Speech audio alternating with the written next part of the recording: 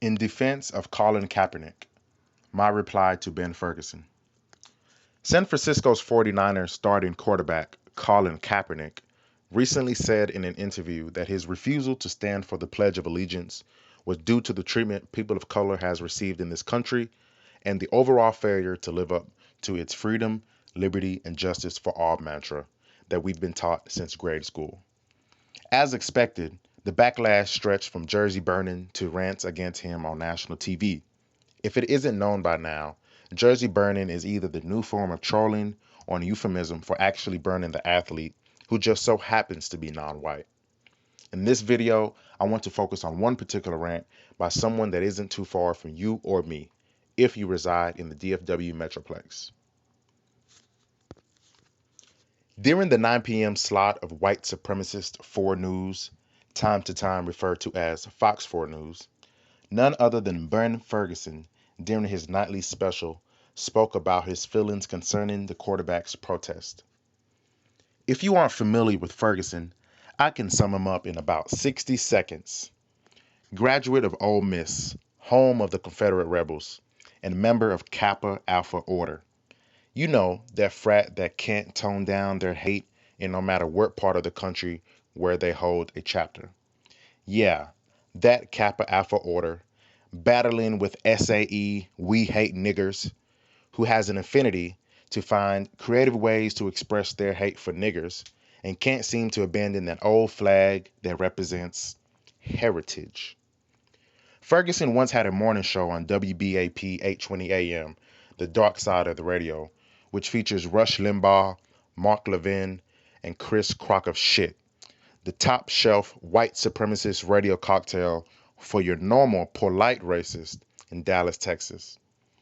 Never leaving a racist talking head to waste, Fox 4 News picked him up, and this time you can't avoid his face during his usual commentary from a so-called conservative point of view. Get used to his young face, for he looks to take over the old vanguard and keep the torch of hate burning for the next generation of his frat brothers and SAE buddies.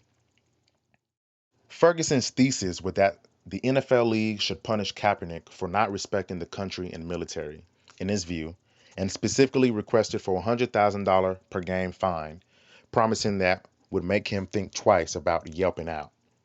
On every outlet, Ferguson's mission has been to bring down Kaepernick by showing pictures of Kaepernick's wealth, mentioning his white mother and African-American father, and pointing out his gracious adopted white parents. Textbook talking points replies from a racist.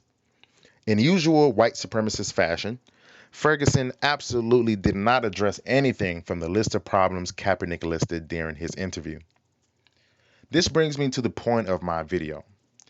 Kaepernick is, after all, an employee like you and I. He has a boss, obligations in a contract, an annual work schedule, and can be punished or terminated if he goes against those terms, or merely argues with the boss. You know, just like you. He, like most professional athletes, like most of us, have no more freedom than the neighborhood Target cashier. The cashier makes $8 hourly. Kaepernick annual salary is $20 million. Where is the glory in being a high-paid slave?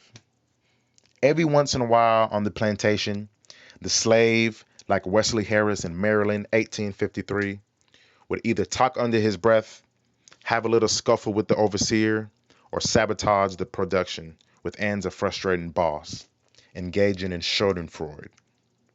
One time, when it was eating time, when the boss ordered for every slave to get up and acknowledge his presence, when he demanded you to sweep under the flag your quality of life, legal status, and future, when he wanted you to cover your wounds from beatings with his flag and stuff out the screams from your daughters and wife's pain from being raped, in the spirit of Nat Turner, this being the month of the rebellion in 1831, one day that slave refused.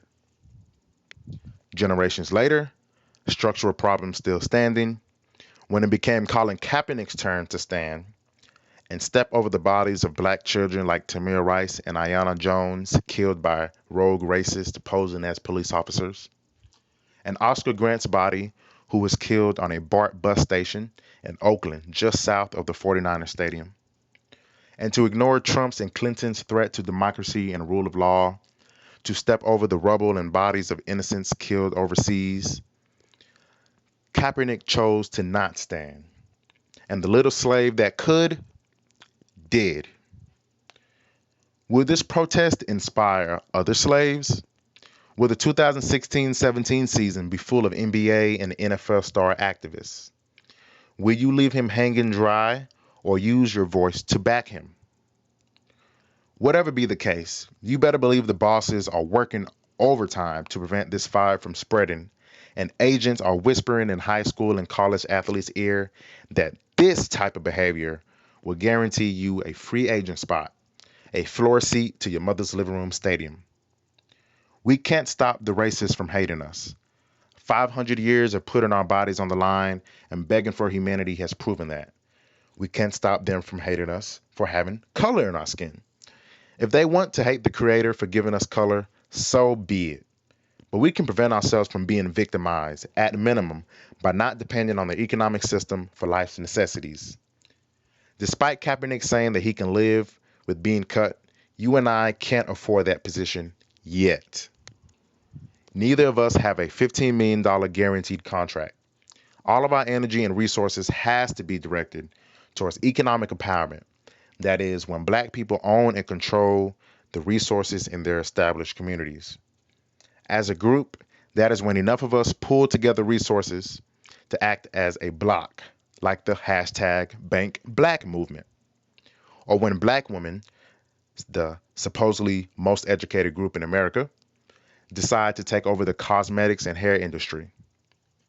As individuals, that is when the average African American views a dollar not as something to be spent, but invested. When the average African American evolves from the consumer and employee mindset to producer and owner. So long as you have to depend on your oppressors to feed and shelter you, you are helpless. And they know that. Until next time.